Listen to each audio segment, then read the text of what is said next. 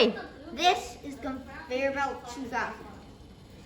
As you can see, the belt, the main belts are down here, and the primary belt will be here. And this is the color sensor, which actually sends red and blue.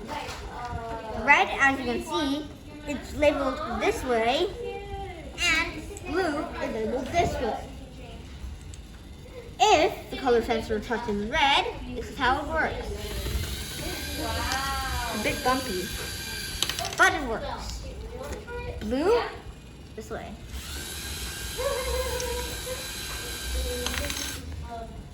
So apparently, they both work pretty well.